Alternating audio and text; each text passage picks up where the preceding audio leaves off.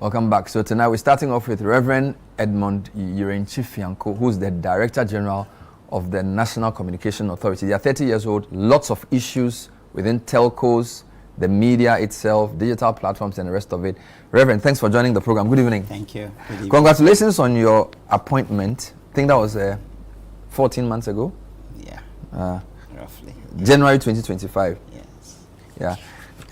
Some people say it came to them as a surprise. Were you surprised by your appointment? I was surprised by the call. But how long had you worked in the NCA before this position? About 20 years. 20 years. Yeah. So what was your position before this? I was a director for engineering. Oh, wow. Yeah. And you have been director for how long? I had been since 2021. Which means you entered after school. Yeah.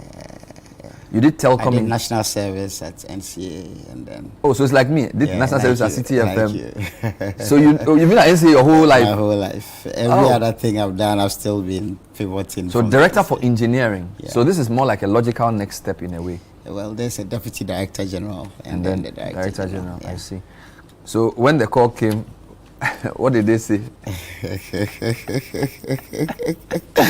Well, the call came and that I was being considered for the position. So well, and yeah, a few other discussions around it because it was initially a surprise, but the picture of the challenges that the sector was facing and the need for a very experienced hand. So yeah, and I said I was willing to serve anywhere His Excellency the President would require me to serve. So I'm sure institutional memory was a key issue, having been there for 20-something years. I believe so. Early stage of my career, I was recording for the board operations subcommittee. Wow. So I've been in the room when a lot of very important decisions have been made for the sector. So I've served under various board chairs, working closely with them directly. So how many ministers of communication have you worked under? When I joined, it was Felix. No, it was Kandapa. Albert Kandapa. Yeah, it was Kandapa. And then after Kandapa was... Felix also Japan? No, Felix was before Kan. So Kandapa? Kandapa, after him was former speaker Michael Quay. Okay. And then Benjamin Agreen Tim. Yeah. And then Haruna. Okay. Omani Buama, Esla. And then now some Honorable some. So about 6 or 7 minutes. How critical is NCA in the ministry? I ask this because I know some ministries have many agencies. So the Ministry of Communication, is that the name? Today it is Communication, Digital Technology and Innovations. But generically it's been Ministry of Communications. How many agencies are there and how important is NCA within that? I think we may be counting up to 9 agencies, quite a lot. Yeah. But you are the main agency. We are the main. We are the main. Maybe except for Ghana Post and GMET, the NCA will be the oldest. And you are probably the biggest too. It depends on how you want to measure it. Staffing and spread across the nation. I don't know about GMET because, I don't know about Ghana Post because the post offices are. No, but you are okay. I use agency. You are a regulator in a sense. As far as the regulators are concerned, we are the biggest. You are the biggest. Yeah. And what do you regulate? So electronic communications widely. We are also the spectrum manager for Ghana. So the use of spectrum for aeronautical radio communications, maritime, two-way radio, broadcasting, telecom, internet, telephony, all of that is part of what we do. Oh, so you regulate the internet? Yes, please. So if there was a discussion around social media, or because the content is not... So, yeah, you know very well that we are not allowed to regulate the content because of these constitutional provisions. Okay. So that's NMC. NMC. Well, so they are a constitutional body to ensure freedoms and also to maintain standards. Yeah. But if there was a discussion in Parliament around, say, the cost of internet, that would be us. That would be you. Because so you could be invited yes. to testify. So I'm saying this because when I watch TV, I see European Parliament invite some of the big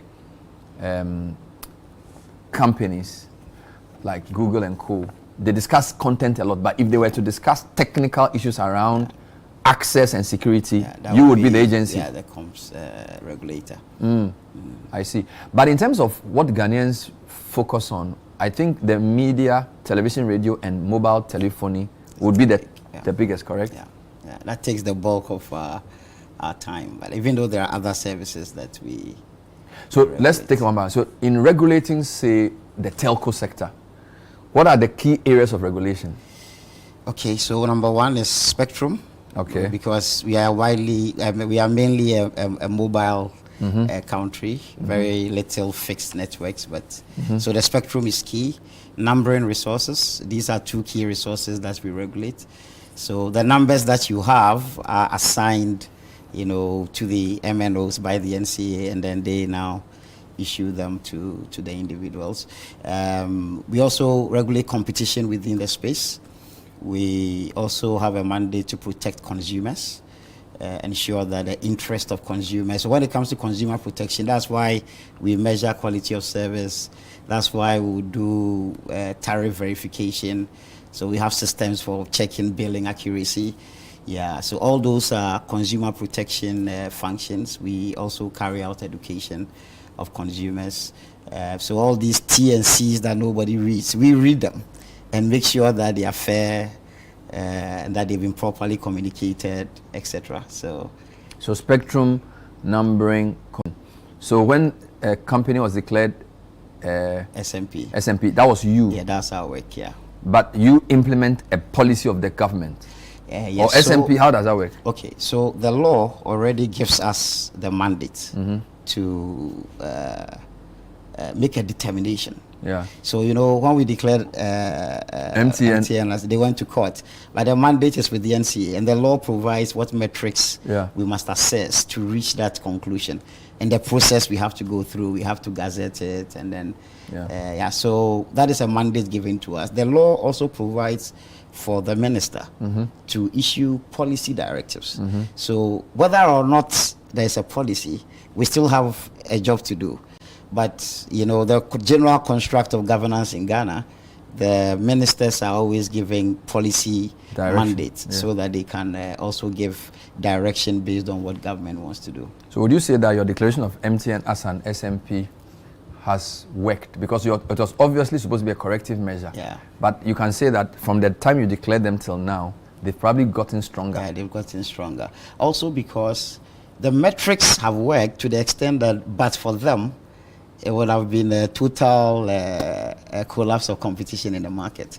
It's like what happened. How I like to explain SMP is that somebody keeps going to the gym and is building muscles when the others were not doing the same, and now you see that they have the capacity.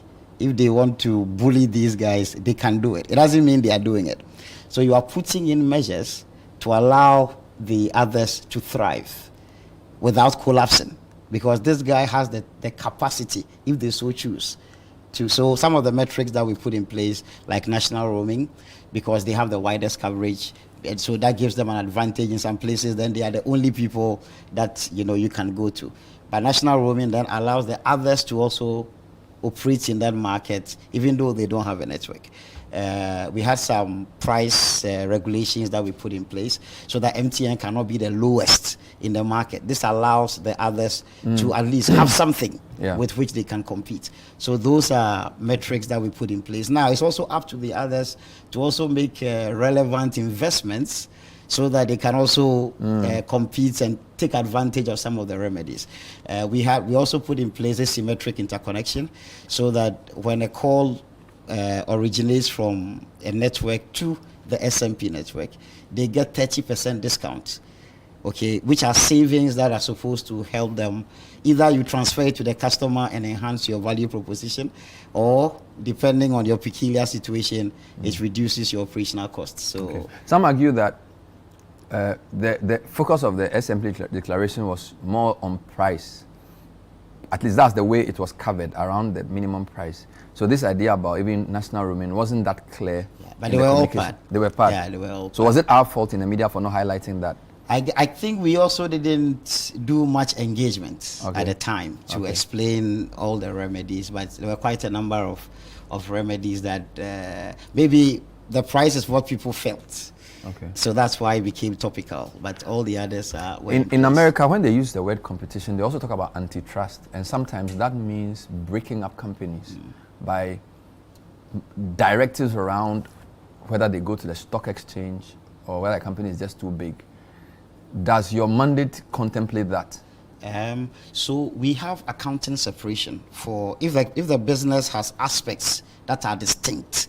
So you will find that Bank of Ghana has compelled them to separate the fintech businesses from even though they are closely related, they are supposed to be deal with each other at arm's length so that you don't cross-subsidize. So those are things that we haven't had reason, okay, because you see that the evolution of the businesses has been very organic. We started with basic telephony, and then data came on, and then we are just increasing the speeds of the data with the technology evolutions, 2G, 3G, 4G, 5G. So, but a company like Biobab is an MTN company providing wholesale infrastructure, but that company is now separate. We didn't even have to compel them, but they themselves could read the room and see that where the business was leading, they needed to separate their wholesale operations from the primary consumer business. You issued a quality of service directive to the players in the telco sector last month. Yeah. And what was the objective of that? Okay, so the objective was to let them be aware that we were tightening the metrics. Regulation has been progressive, and everything we do has a certain objective. So some years ago, we lacked coverage, and the regulatory objective was to drive them to expand coverage. So, for example, we give a condition that if you wanted to have an international gateway to bring in traffic yourself, then you have to be present in all of the 10 regions and have a minimum subscriber base of about 1% of the national population.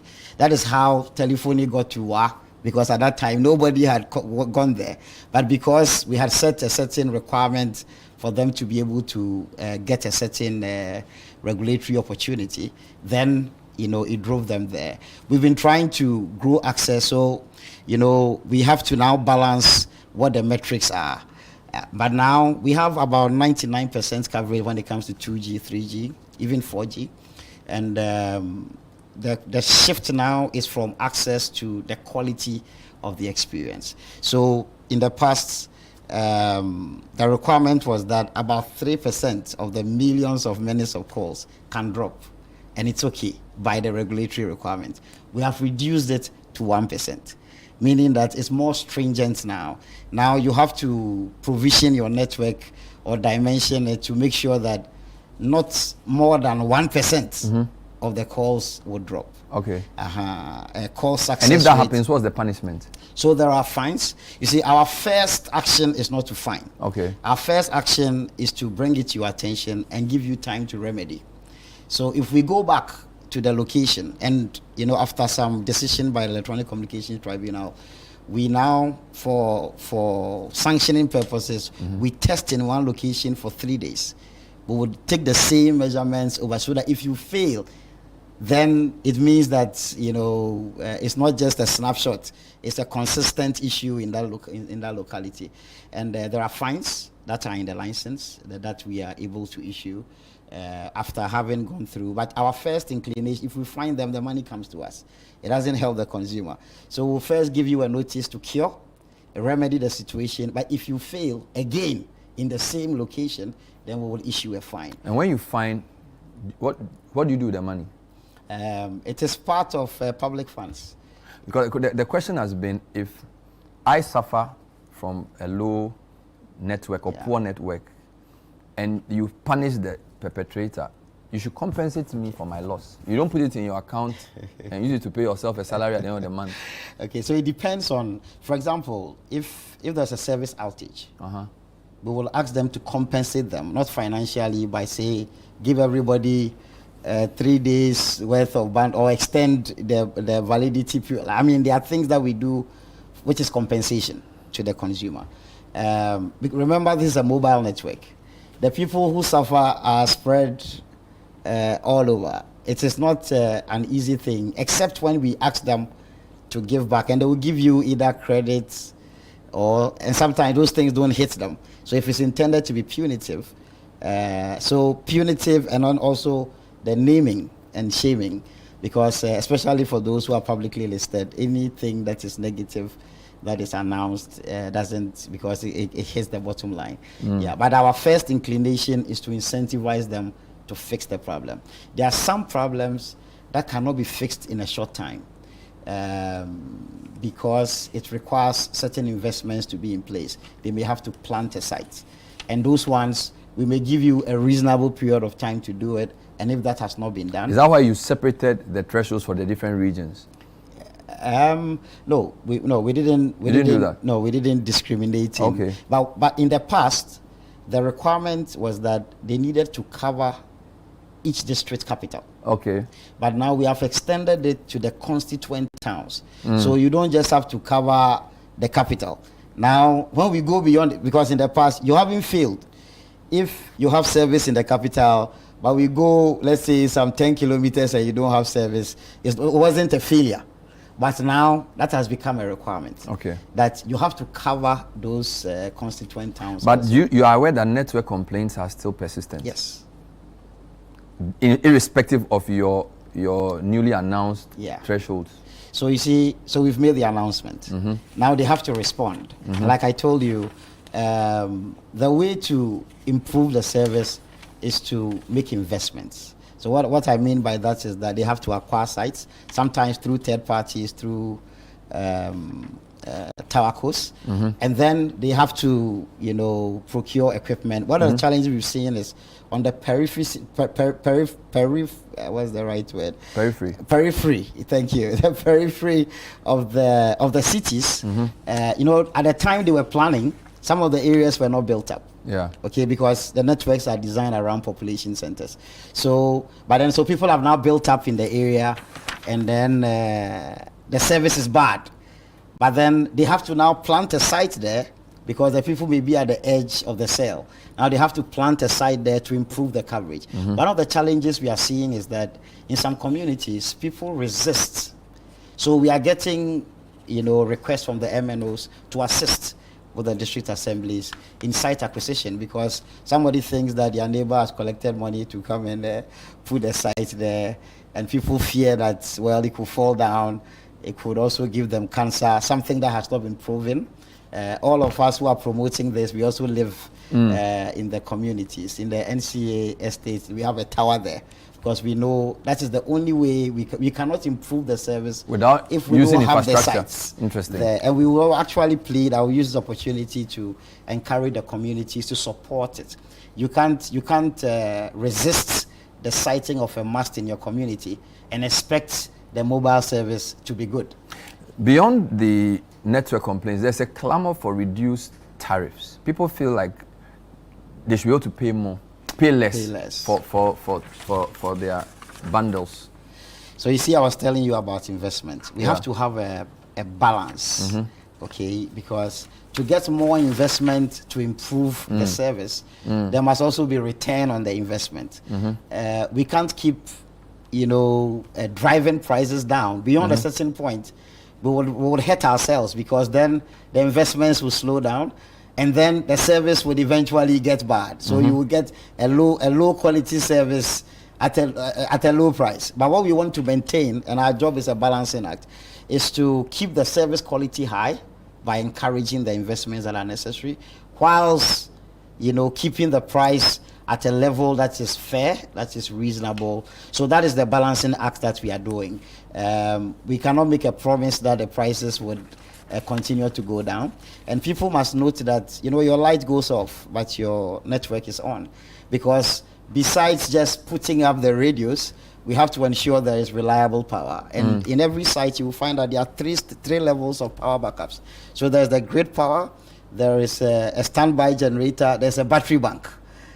Okay, so it's a lot of investment that goes into maintaining the service in a community. And we have to have that balancing act in ensuring that we also have the consumer as a key stakeholder. Yeah, we check that the price is fair. Where we think that it is not fair, we will raise the issue. This is the point of view. Tonight we're speaking to the DG of the National Communication Authority, the main regulator working on the Ministry of Communication, Digital Technology and what? Innovation. And we're looking at some issues regarding the telcos. Internet, prices are high according to users, service quality is poor. Most companies now, their biggest headache is internet, including this one. Do you measure the internet quality the same way you measure the other ones? Yeah, so especially for the mobile, the tests cover both the voice, SMS, and internet. So we do that also. When it comes to companies, there's also the internet service providers who focus on the enterprise market. One of the things that we are hoping to stimulate growth in is fixed internet. You see, mobile ideally is not for certain users. It's supposed to be, as it's called, exactly on the go. Then so it's another market. When you get into the building, you move from the mobile and then you get into Wi-Fi, which is connected to most likely a fiber connection. But here, the fiber penetration is very low. The fiber to the home, I mean. We've given out some licenses recently.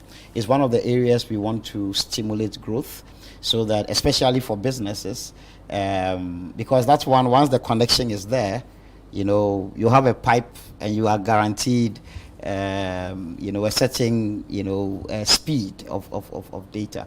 So those are the services and we see that the growth but is slow, and it's slow also because it requires digging up. And we have a key challenge with fiber cuts. Okay, construction projects, people are cutting fiber everywhere, and especially even the mobile service. All the sites are linked. Most of them are linked by fiber, and with microwave as a backup. And whenever the fiber is cut, especially the backbone fiber, so we have it in rings, so that if it's cut here, we can reroute the traffic. But sometimes you can suffer 3 cuts, which kind of brings the service. So in this sense, you understand your service providers, that they are facing big challenges. Exactly. Okay. They are even migrating. It's better to bury the fiber, but now they are beginning to lay the fiber overhead. Because of the road construction and the problems. I see. Exactly. So this one, you are fighting for your people. Yes. So, and we actually, so in the review of our law, the minister is leading a review of about 15 legislations in the sector, and we are proposing stiffer, punishment for fiber cuts. For fiber cuts. Which is why you are not going to sanction any internet service provider for poor quality yet. No, not necessarily, especially for the MNOs. For the mobile internet, they have metrics that they have to meet, and it's part of the things that if they don't improve, it's a shared. The demand for data, whenever it improves, I see the utilization reports. So they get additional spectrum, they optimize, they are doing massive MIMO, all to improve. But as it improves, people are using it more. Bernard, that when your quality is not too good and it's buffering, you may stop watching the thing that you are watching. When it's smooth, you watch more. So we are seeing that the consumption is so the utilization on the sites are quite high, especially in the cities. And so we are not going to issue sanctions out of a vacuum. It's only when it is clear that the entity is not doing what they should do. But when you can see that, we have improved in this area by this percentage, and then we have seen that the demand has also grown and then we have to now work with them. Like I said, the objective is the improvement, not the sanctioning. But then the sanctions will certainly follow if they don't do what they have to do. Do we have 5G working in Ghana? As of now, not commercially available.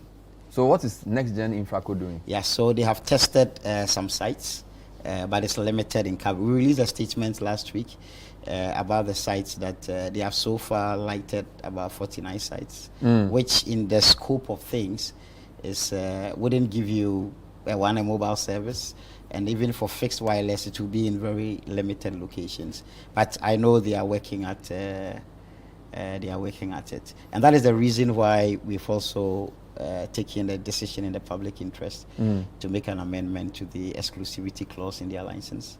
So let me understand this. They've been working for how long? Their license was in 2024.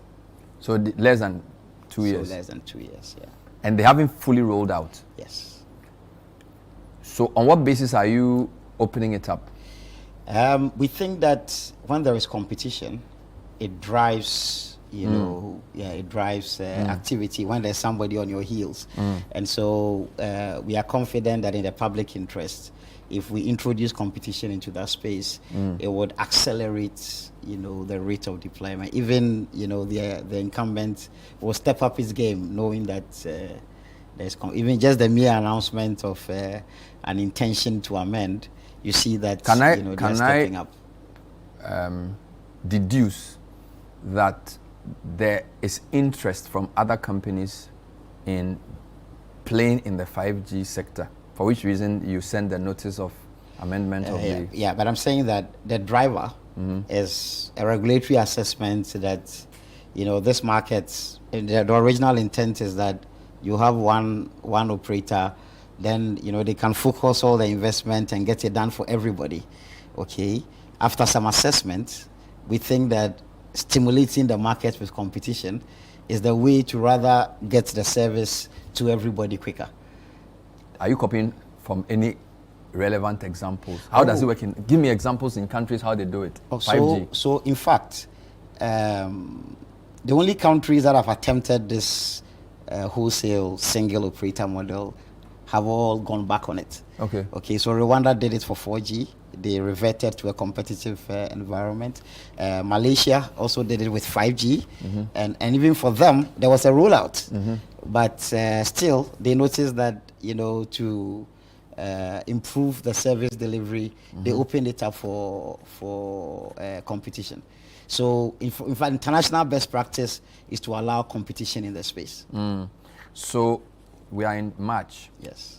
What timetable are you working with? By when should we expect to see new players within the sector? Okay, so the law says if you want to amend a license, you have to give them Section 14 of Act 775. You have to give a notice of at least 90 days. Okay. So the earliest we can begin to consider any other interest is after 90 days. So that'll be after May?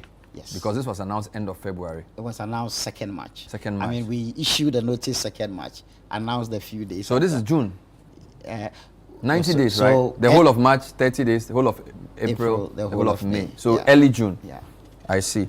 And what's your vision as NCA for 5G? To have a widespread deployment across the country. Well, the minister has announced, a coverage target of 70%, which is visionary. But ultimately, what we will put in the licenses is coverage nationwide. Typically, we begin with, the districts. We require that by a certain period of time. In the NGIC license, as we have it, by the 3rd year, they have to be in every district. And then we'll expect that by the 5th year, the constituent communities will also be covered. And for 5G, there are use cases also for industry, so that we expect that there will be deployments for specific use cases in the mining sector, in the agri sector, because it will enable, because of the very low latency, services that today are not possible. 5G will make them possible because of the speeds that and the high capacity that will be delivered. So the ministry, and in particular the minister, was concerned about the pricing of one particular player in the television sector, DSTV, and the minister issued directives and worked with them to reduce their prices. Some people think that that's a misguided fight. The real fight is if the cost of data is cheaper and it's more available and accessible, people have choice. So, for example, people watch EPL football, Amazon, right? A lot of the movies that DSTV shows, you can get it on your Netflix. So the real question about value, if the internet is available and cheaper, the options for people consuming content will be cheaper. And indeed, television will even become passé So strategically, should not be your focus. But yet, we haven't seen you argue with any internet service provider that your internet is too expensive. Like I said, as for the internet, the investments that we require to continue to give you the speeds and the quality that you deserve, we will have to, like I said, play the balancing act, okay, between the return on investment and affordability to the consumer. It's a continuous balancing act, like I mentioned. Okay. Yeah. So, and the reason for allowing competition in the market is also competition does well in determining price efficiency. Okay. Because the markets will then, driving pricing with policy is not optimum.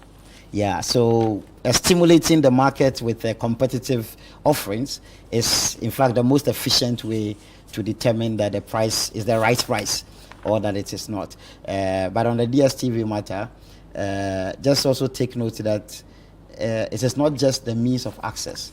The content itself, there's a cost to it.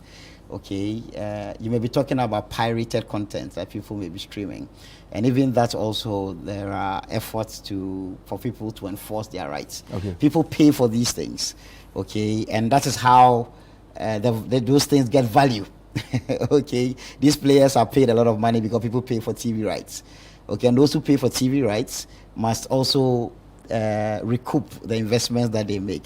So even if it's over the internet, the rights holder will still require payment for the deployment of the content. I see. So when it comes to broadcasting, content is king, and it's not only and you see that all these platforms are deploying reception on over the internet and also directly over the air. Why do we need to re-register our SIMs? Okay, so we will roll out a bit more detail very soon, but just at a very high level. This will be, let's say, the third official registration process. The first one that was done, that ended in 2011. The challenge with this was that there was no verification at all of the IDs. What we did was a manual verification of some limited. It came up along the way, and then the second registration was to cure that by ensuring everybody used their national ID card, and there was supposed to be validation, but verification of the IDs. Now we did one part of it, as in to verify that the ID pin and the name and the date of birth aligned. But we also found, but the second part didn't happen. It wasn't whether it was the NCA, by the time the policymaker and the NIA. They couldn't communicate. Exactly. We couldn't get alignment, okay, to do the second phase, which was also the validation of the biometric. So we've had cases where, and I could show you later in some of our slides, that you have the key things that we check in phase one align, but the photo is different. Okay, so the same name but a different person. So we've seen fake IDs being used to register, and what we want to do now is to cure all this outstanding one, to have a single source of truth, so that we also verify not only that the ID details are correct, but that the person who has brought the ID for registration is indeed the person. So this SIM re-registration, who will bear the cost? That is also something that we are going through some stakeholder engagement, but certainly we don't intend for a cost to be borne by the consumer. I'm saying this is the objective. Okay. As we work out the details, it will become clearer, and then we will communicate. But the objective is not for the consumer. But we intend to also bring in a lot more convenience with this. We did a little study with the existing database, and what we did with the NIA revealed that about we have about 21% of the people whose registrations are defective when we try to validate against the biometric register. Ghana has a population of about 32 million. Yeah. You have over 760 FM authorizations. Even Nigeria, with close to 200, they don't have up to 400 radio stations. Why do you keep giving radio authorizations? Yeah, because we are constrained by the bodies of law that govern this. The Constitution actually says that there should be no requirement for a license for any form of mass media. So it was this classic Rekubrobe case, the Radio Eye case, that led to the Supreme Court giving a judgment that we need, for the frequency authorization needs to be authorized, and which also fed into the creation of the NCA in 1996 by being given the mandate to regulate that also. So our regulation is actually constrained by the giving of frequencies. And the only reason we would decline a frequency application legally is that there is a constraint of frequency in a particular location. So as much as we would like to improve the viability of the businesses by, controlling the numbers, we are also constrained by the, the constitutional provisions, unless those are amended. That gives us the mandate now to be able to say that, okay, we have done an economic analysis and we think that we shouldn't add any authorization in this location. If we did that today and somebody took us to court. But you keep reducing the extent of coverage of the FM stations. So you are constraining us in we where haven't we can done be that reached, since the last time. and yet you are increasing our numbers. So you basically want us to collapse.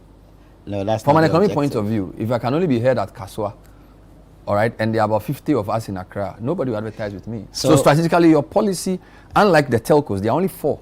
You have over 700 radio stations. Clearly, you don't want the media business to survive. It's been a very important sector of the communications ecosystem. And you will find that when we did a pilot for DAB, one of the things that we the digital audio broadcasting, one of the things we're testing is also to use that to expand coverage. Because what we did with the pilot was to have the same stations be heard both in Accra and Kumasi. So on the other hand, whilst we develop new introduction of new broadcasting technologies, we will attempt to mitigate some of the constraints that we have found on the traditional FM radio. What about the DTT platform for TV? We are always discussing what to do with it. As we speak, is it sustainable? The current arrangement is not sustainable because all the stations that are on it don't pay any fees.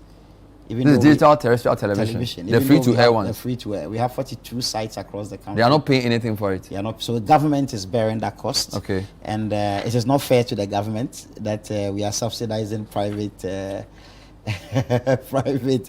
businesses when not everybody has that. Because those who are broadcasting over satellite are having to pay, and those on terrestrial are not paying.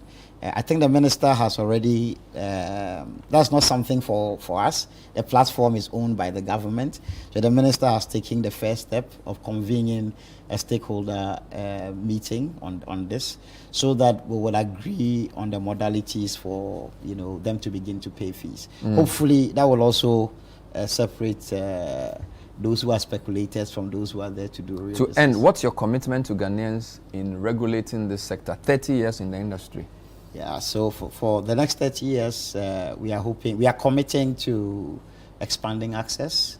Our theme actually is about building an inclusive digital future, and we don't want anybody to be left behind based on gender, religion, or physical abilities. That everybody should be able to have access to reliable, affordable, and communication services, which today have become a part of our everyday life. We depend on it for commerce, for education, for agriculture, for everything, and it's important that everybody gets access to it. Thank you, Edmond Yirenkyi Fianko from the NCA. Congrats on your appointment. We wish you well.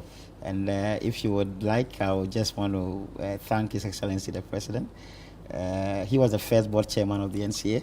Oh. Yeah, so this anniversary, we are hoping that he will join us at the climax. Which means when he was board chairman, you were working there? No, I was in school. That was 1998. Oh, okay, when he was minister, okay. Yeah, when he was minister. I see. Yeah, so... But he knows the place well. Yes, he does. Wonderful. Thank you for talking to us.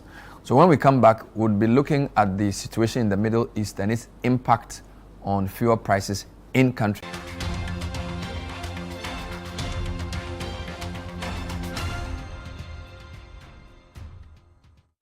Welcome back. So oil prices have topped $100 now, and lots of people are concerned that the Middle East conflict, when it escalates, could lead to a lot of problems for our economy.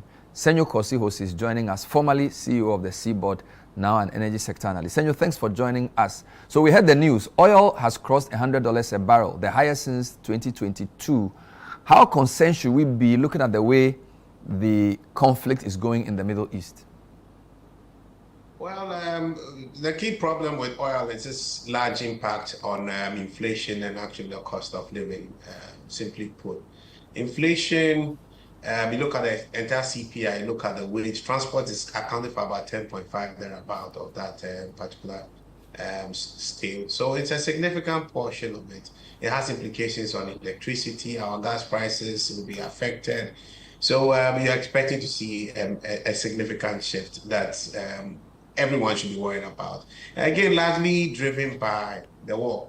There's a good volume of products coming from that particular part of the world that seems to be stranded as a result of the war. About 20% of our global supply seems quite stranded. There are a few trying to pass through, but largely it is stranded. And that has created this immediate effect of a price hike. So yes, we should be concerned as consumers, but as a country that also produces crude, it's important that to the extent that we can, it's also not that simple for it to just ramp up production. Or ramping up production comes with a number of planned activities and investments. So it may take time for us to even take advantage of it. But our income from crude too is expected to go higher than currently estimated.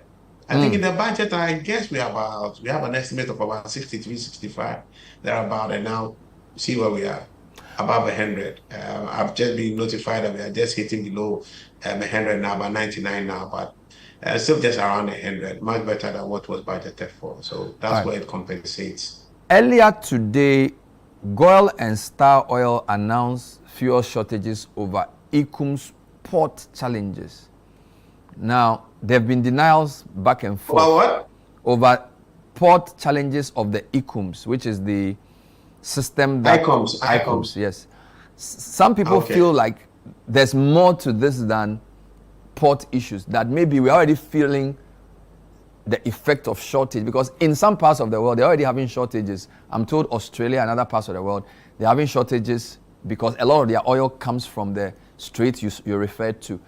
From what you know about the sector, how concerned should we be about the potential of a full-blown fuel shortage? For us in Ghana, I don't think that there's so much to be alarmed about. I'll discuss the BDC and OMC situation. Our supplies come from anywhere in the world, but our main trade routes actually come from Europe and the US Gulf. So that particular part of the world, we'll call it the Arab Gulf, supplies, and countries that may be affected significantly by that will be more of our southern neighbors than those of us in West Africa. Thankfully, we produce crude. Nigeria produces crude. Dangote's humongous refineries there to support supply for the region. Europe is also still not closed out to us. The US Gulf is there. It's also ramping up its production. The US doesn't want a very high crude price. Of course, they don't want Russia to make too much money. They also still want to incentivize production. So they're also trying hard, together with OPEC, to also increase a bit of the crude supplies for the world. Australia will feel what it is feeling, largely because it is significantly dependent on the Arab Gulf. We are not, so we don't have that immediate risk yet. Some people feel like maybe these announcements by the two leading OMCs could be a pretext for some... You mean the two institutions? So let me just delve into the OMC and BDC situation. Yes. We don't have a BDC and OMC shortage situation as a result of the global supply challenge. No. It is a pure price matter. It's a pure price matter for the most part, and also a financial matter. And I would explain. The data today, if you look at the pricing window in which we are, if you wait and you want to sell one of our products, I won't say which deliberately, and you sell them in the next window, which will start on the 15th, of this month. Of how March, many days more? 16th of March, yes. 6 days more. 15th You make a 46% increase in your ex-ref return.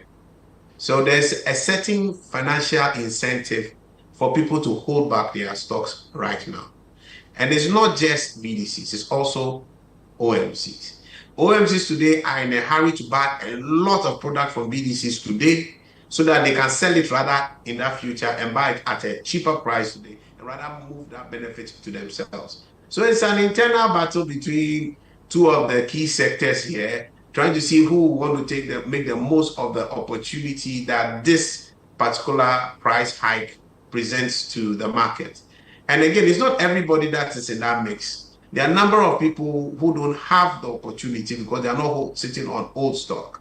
They are still going to have to deal with stocks that have been priced against this 15th that I'm saying. So they cannot get the advantage of this 46%. In another product case, it's a 17% increase in return. So people are just trying to take advantage of it. You should also realize that these are businessmen. They have also suffered in some past weeks where they've lost money, all right, as a result of certain market shifts and competition locally. So some of them are seeing this as an opportunity to recover that. Okay. I will walk you a bit through this process.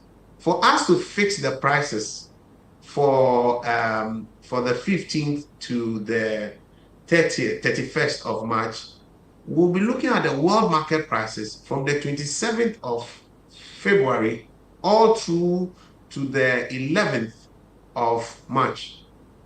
And you see, that is where this price hike is sitting today. That's where you have it. Now, the products today, which is from the 1st of March all the way to the 15th of March. So sorry, when I said 15th to 31st, supposed to be 16th to 31st.